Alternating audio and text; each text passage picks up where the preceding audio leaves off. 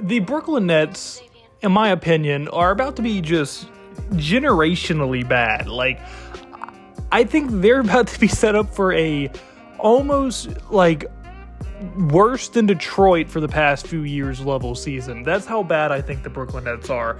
Now that I'm making this video, they're probably going to end up being a playoff team or something stupid somehow. But in my opinion, I think this Brooklyn Nets team is going to be very, very bad. And for you to be bad enough for me to make a video on how bad I think you're going to be, that should say something. And I'm going to go over a few reasons why I just think this team is set up to have a horrendous season, but then also why it may not be the worst thing in the long run either. So that does sound interesting too. Please watch the video all the way through. Hit the like button, subscribe button if you do enjoy it. And without further ado, without running on too much, let's get right into this video. Alright, so before I really shit on the Nets and why I think this team is so bad, let's just go over some of the potential highlights of this roster. And the highlights should be pretty glaring to why I think this team is going to be bad due to the names that are on this list. So the first highlight I'm going to be going over is going to be Cam Thomas. Now, Cam Thomas is a guy that's pretty young, and he's definitely shown flashes of being an extremely talented offensive player. Now, do I think he's going to be a star ever? No, but I think he could legitimately be a very, very solid Jordan Poole-esque type player. Now, defensively, he struggles, and his efficiency and his consistency is also a pretty big area of concern. But with how little offensive firepower this team is set to have going into this season, Cam Thomas should legitimately be the focal point of the offense going into this year, and is going to get up a ton of shots and get a ton of experience being the man on the offensive side of the ball. And the Brooklyn Nets are really going to be able to determine whether he is good enough to be a 1, 2, or 3 option in an offense, or if they need to move on past him. Because really, his style of play, he could become a good 6-man, but that's maybe his ceiling if he doesn't prove to be efficient enough this year.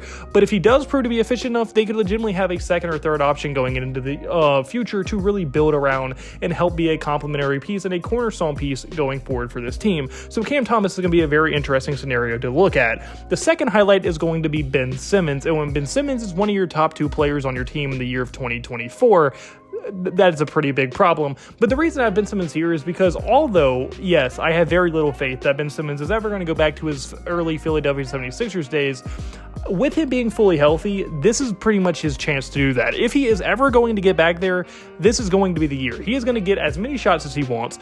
He is probably considered the leader of this team, and he has the highest ceiling for sure out of anybody on this roster currently. So if Ben Simmons is able to get back to that old Ben Simmons that we used to know, and maybe even a little bit better, he could legitimately once again become a star and become another cornerstone piece of this franchise going forward. And well, if he doesn't, the Brooklyn Nets then know they should move on for him and definitely avoid paying him anything majorly in an extension or anything like that. So this is going to be a pretty big determination whether Ben Simmons is going to be a long-term net, or he's going to be a role player for the rest of his career, or if he can go back to the Ben Simmons we once knew as an all-star level player. And this year is pretty much the last chance he's going to have to become that player we once thought he could be. And then really the last individual player I'm going to highlight is going to be Nicholas Claxton. Now, Nicholas Claxton is legitimately a unbelievably good defender. He's one of the best rim protectors in the entire league. He's still pretty young. He has a pretty good ceiling. I think his ceiling is Jarrett Allen. Now, he doesn't have the athleticism Jarrett Allen has, and he's also nowhere near the offensive player Jarrett Allen is right now, but I think that is his ceiling. And Nick Claxton, in my opinion, is legitimately going to be a starting center for a long time in this league, and he could, once again, I use this word a lot, could be a cornerstone piece for the Nets. And the reason I keep using this word is because this is basically what the season is going to be used for. They're not going to be winning many games, but they're going to want to see what can they take from this roster and move forward with, and what do they need to get rid of. Now, I think Nick Claxton is pretty comfortably going to be one of those pieces that they're going to move forward with, because I think he legitimately adds tons of value, either through a trade or through having him grow with you and having him be your starting center on the court. I think Claxton is going to make this team better in the future, no matter what they decide to do with him, and I just think overall Nick Claxton legitimately could emerge as the best player on this roster this season, and also maybe one day could make an all-defensive team or something like that due to how good he is at protecting the rim. And then what I'm going to address now is going to be their young core. Now, calling it a young core is definitely probably a stretch, but the Brooklyn Nets group of young guys that they have on this roster is Jalen Wilson, who I'm pretty high on. He's out of Kansas. He's a pretty good player, and I have a fairly high hope for him, and maybe he can become a legit good starting level guy or rotational guy for him going into the future. They have Noah Clowney as well. Noah Clowney, although I don't think he's anything but a rotational player in the NBA, I think he could emerge as their backup big or maybe even starting power forward throughout this year, and hopefully he can become a pretty solid guy. And then Dariq Whitehead, although Dariq Whitehead had a very, very rough summer league, I still have a little bit of faith in him. I think he dropped too much coming out of Duke. I think his three-point shooting is pretty attractive. He has a very good build. He has pretty good athleticism. He's a pretty solid point guard base as well, and I think overall he could legitimately be a very, very solid player for them going forward. So I think these three guys pretty much make up their young core of the Brooklyn Nets, and I do think that all three of them have pretty solid potentials, especially Jalen Wilson and Dariq Whitehead. So even them three guys are going to be pretty interesting guys to watch going into this season. And now the last thing I really am going to highlight about this roster is going to just be the fact that they own their 2025 first round pick, because obviously they did not own their 2024 first round pick, which, yes, is not a good thing by any means, and they lost out on getting a guy like Reed Shepherd, who the Rockets used the pick for, which could be a major misstep for the Brooklyn Nets. But with them having their 2025 first round pick, this is one of the most stacked draft classes you're going to see in a very long time, and especially at the top. Two guys in Ace Bailey and Cooper Flagg. Now, yes, they're far from guaranteed, even if they have the worst record, to get either one of those two guys because they would need a top two pick. But if they're the worst team in the NBA, they have obviously some of the best odds to get that, and that is not bad. And even the guys outside of them are extremely high level. So they're almost guaranteed to get an absolute stud when it comes to this draft class. Now, yes, it sucks that they didn't have their one this year, but the fact that they have their pick next year is an unbelievably gigantic W for the Brooklyn Nets, okay? And I think it is going to be a generationally good draft class. That's how high I am so far on them, and I'm only like 60 prospects in right now of scouting that class, and I still think that that is going to be an extremely good class. So I think for sure that them having that pick next year is probably one of the biggest highlights and biggest things going for this team going forward into the future, because although I think Cam Thomas maybe can become an extremely good six-man, and Ben Simmons might be able to get back to that star-level player, and even Nick Claxton maybe becomes a top 15 center in the NBA, if all those things go right, and even guys like Jalen Wilson, Dariq Whitehead, and Noah Clowney all meet their ceilings, this is still not going to be a very good team next year, because it's not going to all happen in 1 year.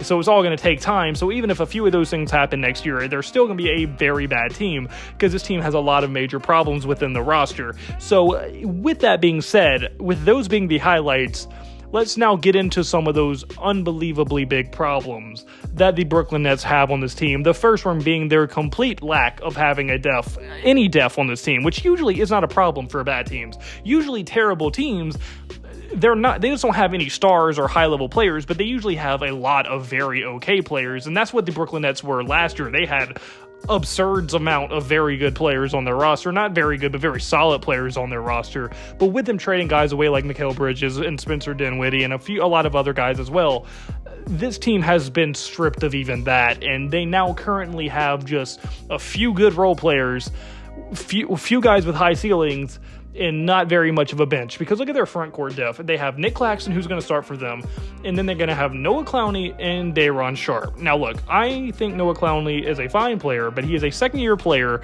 who didn't get the most minutes last year. He got a good amount, but he didn't get a lot, so he still has a lot of development to go, and I don't think he's anything but a role player. And Day'Ron Sharpe, I think, is at best a role player, a backup big, and on a lot of teams probably gets no minutes at all, and that is their two main backups. So they're an injury away from, like a Nick Claxton injury away from either Sharpe or Clowney being their starting center, which is a gigantic problem, okay? Like, neither one of them at this point of their careers should be starting centers in the NBA.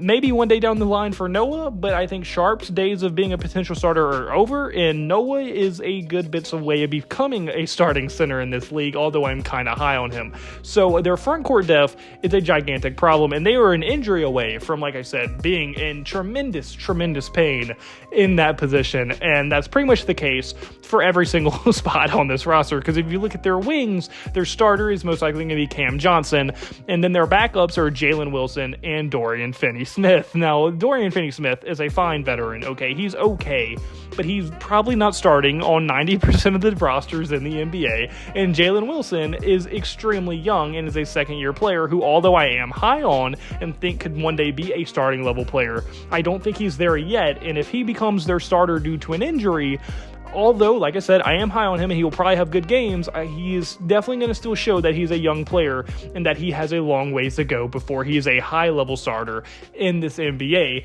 And then their guards aren't any better. Yes, they have Dennis Schroeder and Cam Thomas, and that's probably their strongest position as a starting unit, honestly. That is not saying much, because Ben Simmons is going to most likely be their starting power forward this year, so I don't consider him a backup guard, although he can play guard. And then their backups after that are going to be Killian Hayes and Dariq Whitehead. Killian Hayes got cut from the Detroit Pistons, okay? So if that doesn't tell you how bad he is, I don't know what will. And I'm not even one of those guys who blindly hates Killian Hayes. I was unbelievably high on him when the Pistons drafted. I thought the kid was going to be a star, okay? At least a starting level point guard, and hopefully he can still become that.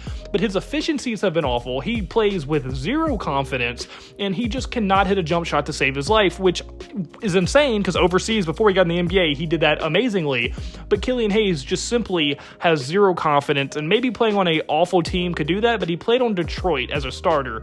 So it's not like pressure was a huge problem there either. So I have very little hope that Killian Hayes is going to reach that ceiling we once thought he had. And then I'm high on Dariq Whitehead, but as we saw in the Summer League, Dariq Whitehead is not close to being ready to being an NBA starter, almost probably not even an NBA rotation, honestly. So if Schroeder or Cam Thomas go down for an extended period of time, you're looking at either starting Killian Hayes or Dariq Whitehead, and that they would be two of the worst guards in the NBA as starters if either one of them had to play, unfortunately. And unfortunately, lack of depth is only one of their few gigantic problems, as they also are going to just be a horrendous defensive team. Yes, Ben Simmons is solid on defense, and yes, Nick Claxton is a good defender. But then outside of that, there's no other great defenders on this roster. Sharp is okay. Clowney is decent. Cam Thomas is a horrible defender because due to his size. Jalen Wilson is solid. Dariq Whitehead, I mean, could be very good, but he has his issues on that side of the ball. Dorian Finney-Smith has never been a defensive stopper or anything. He's just decent. Killian Hayes, no. Dennis Schroeder, absolutely not. Like, there's no other great defenders outside of Ben Simmons and Claxton.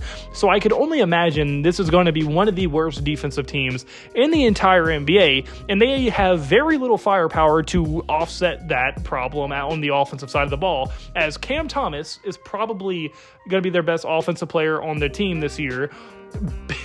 Ben Simmons may be the second best offensive player on this roster, and that is a problem because, as you know, Ben Simmons doesn't shoot the fucking ball and is only going to average like 10 points a game max, most likely.